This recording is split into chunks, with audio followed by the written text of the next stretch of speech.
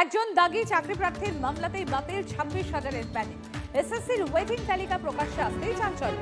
চাকরি প্রার্থী লক্ষ্মী তুঙ্গার মামলায় বাতিল হয় এই প্যানেল। সেই লক্ষ্মী তুঙ্গার নামই এবার দাগি তালিকায়। বিশেষ আইনজীবীরা ষড়যন্ত্র করতে কাদের হয়ে মামলা করেছেন দেখুন। একযোগে বাম বিজেপিকে আক্রমণ শিক্ষামন্ত্রী। একজন দাগি চাকরি প্রার্থীর মামলাতেই বাতিল এই 26,000-এর প্যানেল। এসএসসির ওয়েটিং তালিকা প্রকাশ্যে আসতেই চাঞ্চল্য। চাকরি প্রার্থী লক্ষ্মী তুঙ্গার মামলায় বাতিল হয় এই প্যানেল। সেই লক্ষ্মী তুঙ্গার নামই এবার দাগির তালিকায়। বিশেষ আইনজীবীরা ষড়যন্ত্র করতে কাদের হয়ে মামলা করেছেন দেখুন। একযোগে বাম বিজেপিকে আক্রমণ শিক্ষামন্ত্রী। সুমন রয়েছেন আমার সহকর্মী আমাদের সঙ্গে। সুমন, যার করা মামলাতেই এই গোটা একটা প্যানেল বাতিল হয়ে গেল এবং 26,000-এর প্যানেল বাতিল হয়ে গেল, এবার সেই লক্ষ্মী তুঙ্গার নামই দেখা যাচ্ছে দাগির তালিকায়। এবং এই তালিকা প্রকাশ্যে আসার পর তৃণমূল সাপে বর হয়েছে। তৃণমূল একটা অস্ত্র পেয়েছে এই ইলেকশনের আগে, যে দেখুন যে দুর্নীতির জন্য এত কিছু হলো, যে মামলাকারী সেই দুর্নীতিগ্রস্ত, এবং তারা কিন্তু একযোগে বাম বিজেপি এদের আইনজীবীদের আক্রমণ করছেন, শিক্ষামন্ত্রী নিজে আক্রমণ করছেন, এবং খুব স্বাভাবিকভাবেই দেখা যাচ্ছে যে নিয়োগ দুর্নীতিতে যেখানে তৃণমূল একেবারে জর্জরিত হয়েছিল, সেখানে কিন্তু তারা আবার একটা ফোঁস করার সুযোগ পেয়েছে। এবং চাকরিহারারা যারা এই চাকরি হারিয়েছেন তারাও বলছেন যে একজন দুর্নীতিগ্রস্তর মামলাতে আমাদের চাকরি কেন যাবে।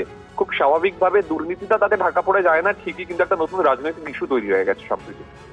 ধন্যবাদ সুমন। আর শিক্ষামন্ত্রী ব্রাত্য বসু তার বক্তব্যই বেশ শোনাই আপনাদের।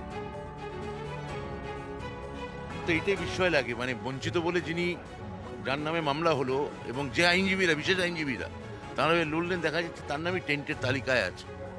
তো এটাতে বোঝাই যাচ্ছে যে পুরোটার পেছনে একটা পরিকল্পিত ডিজাইন ছিল, যেটা হয়তো খানিকটা উন্মোচিত হলো। কিন্তু আমার মনে হয় হ্রদের তলায় আরও অনেক বরফ বা শৈলশিখর আছে, এই চূড়োগুলো আস্তে আস্তে বেরোবে। এটা তারই একটা উপরিতলে একটা চূড়ো বেরোনো মাত্র।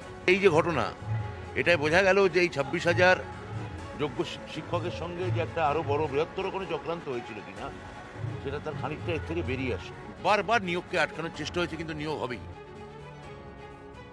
বিখ্যাত উকিলগণ বিকাশ রঞ্জন এবং ফিরদৌস শামীম কোর্টে দাঁড়িয়ে বলেছিলেন অল আর ফ্রডস।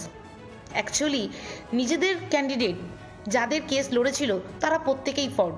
মনে করে দেখুন ববিতা সরকার, তারও একাডেমিতে 2 নম্বর বাড়ানো, আর এখন সিবিআই লিস্টের লক্ষ্মী তুঙ্গা, আরও অনেকের নাম। তাহলে ভাবুন তো কাকে বাঁচাতে এই কেস করা হয়েছিল এবং